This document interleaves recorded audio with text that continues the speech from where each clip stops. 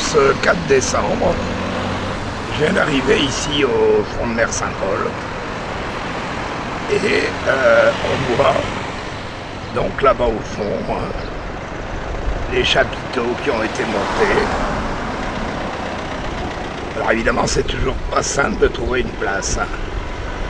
Bon, c'est vrai que sur la gauche là, il y avait des places réservées, mais actuellement il y a des travaux. Donc j'ai dû remonter tout le boulevard, tout le front de mer plutôt, pour trouver un emplacement. Bon, allez, on va aller voir un peu cette manifestation pour le handicap, ce qu'elle peut nous dire. A tout de suite. Alors ici, ce qui est quand même un peu une aberration, on a donc le passage piéton avec un dos d'âne, mais par contre, pour entrer sur la place, on a cette magnifique bordure et rien n'est prévu. On peut voir tout du long pour le passage d'un fauteuil roulant. Alors là, d'entrée de jeu, je dis bravo l'organisation.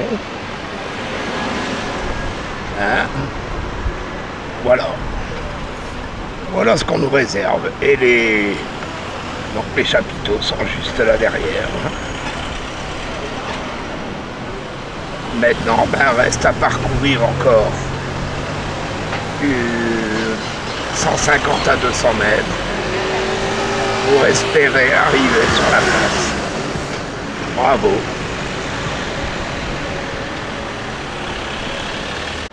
Alors là, je viens de m'arrêter, je suis à mi-parcours. Donc, on peut voir qu'il me reste encore un bon petit bout à faire. Avec encore quelques obstacles. Il y a un deuxième dos d'âne là, et regardez bien. Je retourne un peu en arrière.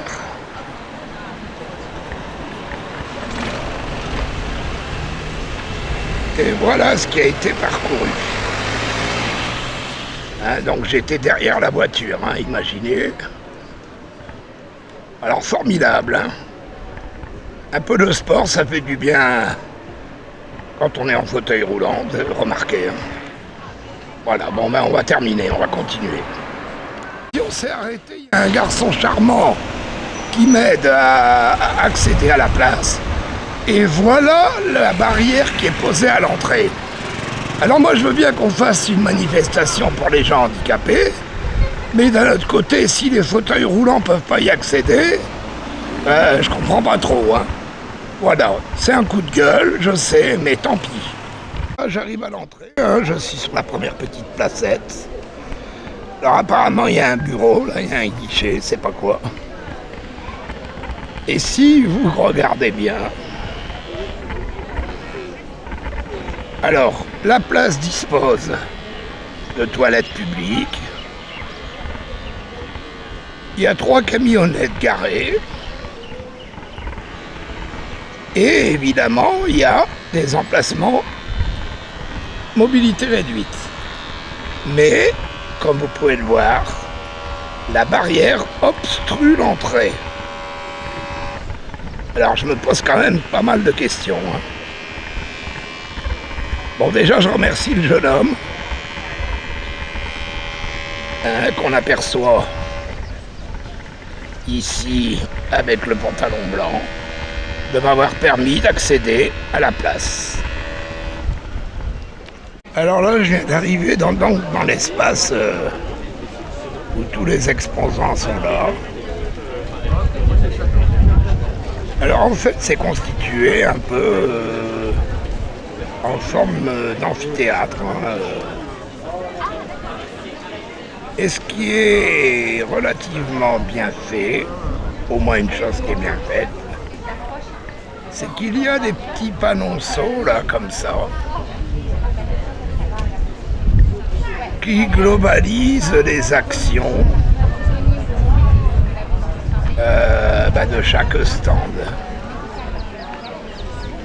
écouter. Je vais prendre à écouter. Voilà. Ça, c'est pas mal. Vous voyez, comme ici, là, bon, bah, avant d'arriver, on sait ce que font les gens, là.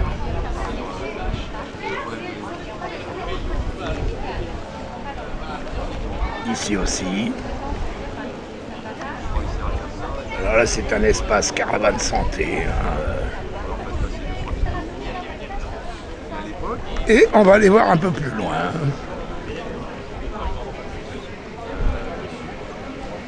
Vous voyez, c'est quand même assez étendu. Hein. On a du boulot. Alors ici, je viens de m'arrêter devant un stand où on y a posé une belle roue. Hein. Ah, c'est pas une loterie. Hein. La jeune dame qui est là, charmante, avec de jolies lunettes, me dit que c'est un stand du CCAS Saint-Paul. Alors pensez bien que je m'y suis arrêté, hein, étant concerné. Donc là, je vais faire une petite discussion avec elle en préambule. Et s'il y a lieu, ben, on fera une petite vidéo globale. A tout de suite. Alors, je suis en face de la demoiselle, qui est charmante, et je vais en profiter justement pour lui poser la question que j'ai préalablement posée à monsieur le maire il y a 2 jours. Alors en fait, mademoiselle, voilà. Donc moi je suis personne âgée, handicapée. Je me déplace avec ma voiture. Mais il s'avère que cette voiture, elle commence à vieillir. Et j'ai envisagé de la remplacer. Hein, j'ai envisagé de, comment dirais-je, de faire un prêt. Bon, c'est pas simple. Mais j'ai envisagé aussi une solution alternative. Car en 2013, il existait sur Saint-Paul un service de portage de repas à domicile. Donc ça n'existe plus. Et il y a 2 jours, j'ai demandé à monsieur Séraphin pourquoi ça n'existe plus. Il m'a dit, vous savez, on va remettre en place. Hein, il s'agit de trouver un bon, j'allais dire fabricant, enfin distributeur, si on peut appeler ça comme ça. C'est prévu parce qu'on a beaucoup de demandes. Alors, mademoiselle, auriez-vous eu écho de cette possibilité? Oui, et non seulement l'écho, mais surtout, pourriez-vous me donner une estimation d'une date de réalisation de cet objectif? Alors, pour répondre à votre question, alors moi je suis assistante sociale au CCS de Saint-Paul. Alors tout ce qui concerne ce projet de portage repas, alors ça ne me concerne pas moi directement parce que ce sont des projets qui sont liés avec le service d'aide à domicile pour personnes âgées en situation de handicap. Moi je fais partie du service social.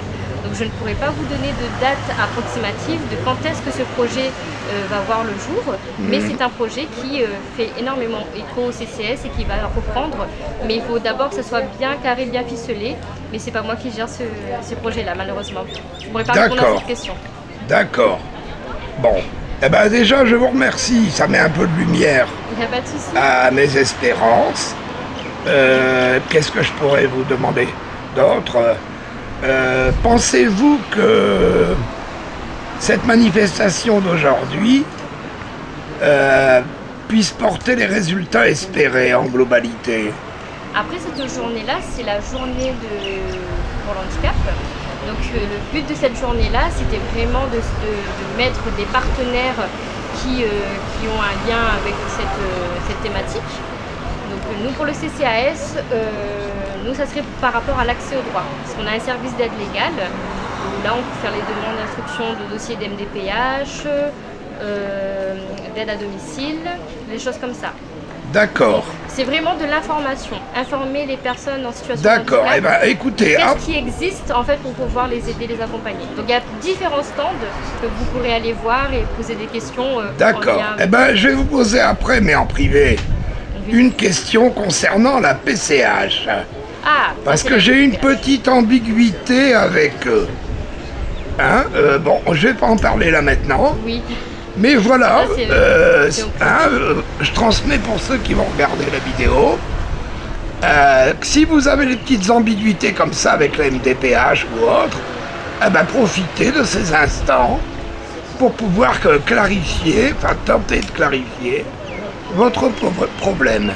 Bien, je vous remercie beaucoup. Il n'y a pas de souci, bonne journée à vous. Merci. Je suis arrivé à la fin de la place. Alors là, j'ai un copain là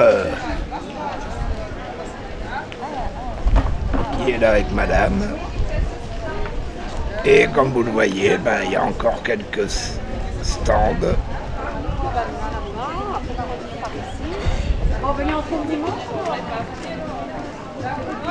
Qui présentent comme ici, sur ma droite, le bien-être. Le rire. Ça n'a pas l'affiche.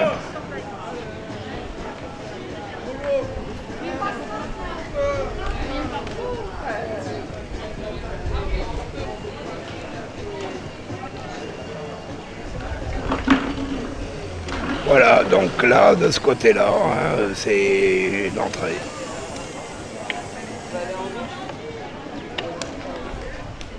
Alors évidemment, beaucoup de personnes en fauteuil électrique, comme cette dame.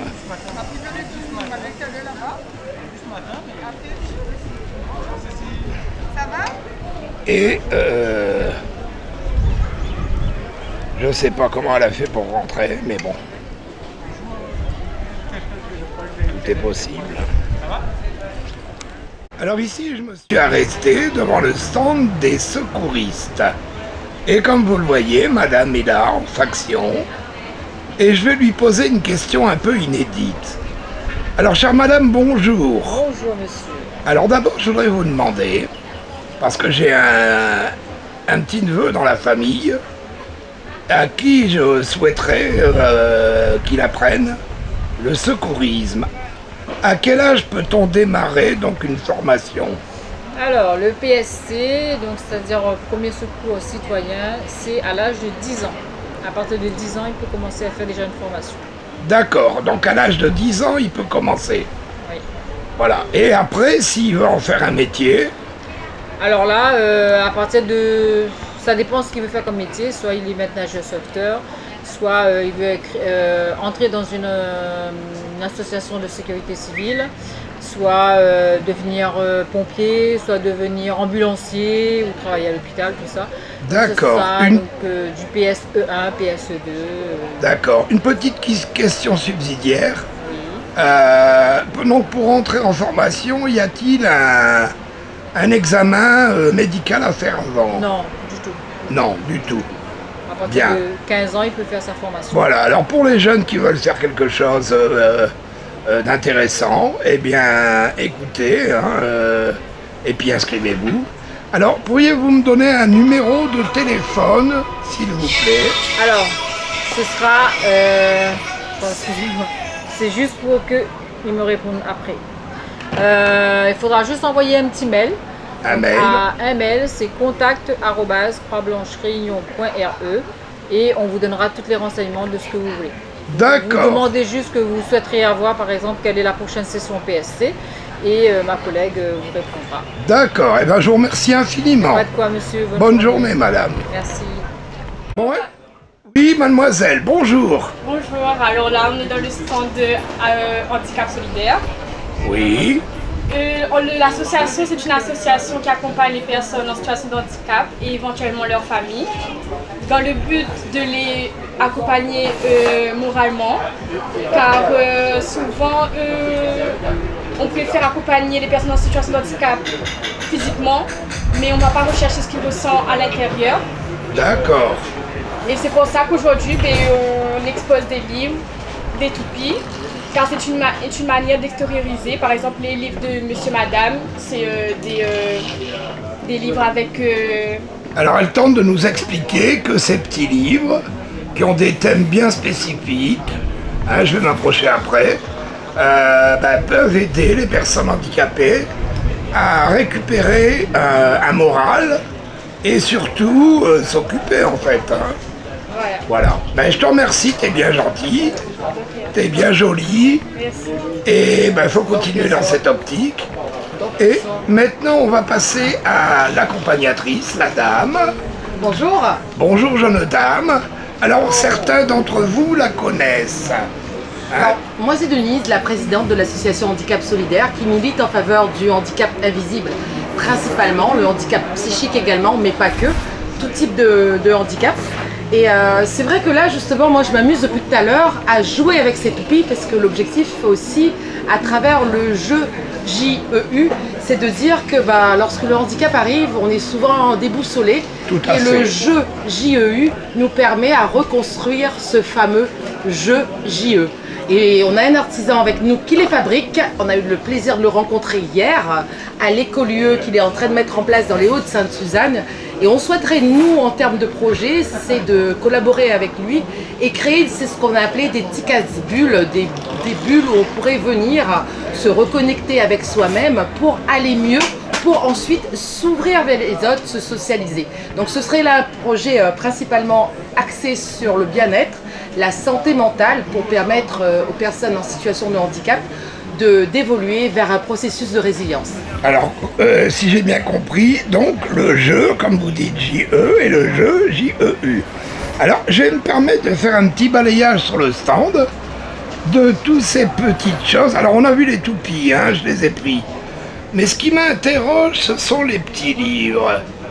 Alors, on va essayer d'avoir un plan un peu plus précis. Alors, Monsieur Curieux, par exemple. Monsieur Prudent. En fait, Monsieur Incroyable. On est dans tous des états de situation comportementaux. Et je vais vous poser, chère madame, une question qui me tient, Madame Beauté ici, particulièrement à cœur. Pour avoir dans ma famille une jeune personne qui est autiste Asperger. Alors, pourriez-vous me dire ce que ça peut apporter tout votre petit système là à une personne autiste Asperger de 15 ans, en pleine adolescence? Je dirais sans forcément cibler sur une pathologie, sur un handicap. Ce petit jeu, en tout cas, nous on l'utilise pour amener la personne à se connecter à son émotion sur l'instant T.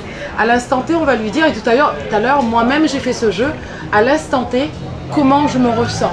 Et je disais tout à l'heure, à l'instant T, je me sens, je ne sais plus, j'ai plus le petit livre, je me sens prudente. On arrivait là, j'étais en train d'installer, je me sentais un petit peu prudente pour y aller tout doucement. Et ensuite, la deuxième question, c'est si je me mets à rêver, j'aimerais être comment? Et moi, c'était à ce moment-là... En fait, je me permets de vous couper pour aller, en fait, dans une espèce de constructivité, quoi. Exactement. Et à ce moment-là, je disais, moi, j'aimerais bien, et je me mettais à rêver, j'aimerais bien être Madame Farceuse à ce moment-là, puisque justement, pour faire le lien avec ce que je vous disais, j'étais en train de penser à mon ami qui est autiste Asperger, avec qui on fait d'énormes farces. Et juste le fait de penser à ça, alors que j'étais sur un petit moment assez prudente là dans l'installation, ça m'a fait rêver en pensant juste aux rêves et aux farces. On dira que ça fait effet locomotive. Exactement. Merci. Bon, eh bien, écoutez, là, je vous ai inclus, comme je vous disais, dans la vidéo globale, hein, mais notez bien, hein, tout le monde, hein, je mettrai en incrustation donc vos coordonnées. Merci. Et on est appelé à se revoir, c'est-à-dire que je pense que nous ferons d'autres séquentiels et d'autres vidéos suivant l'évolution de vos activités.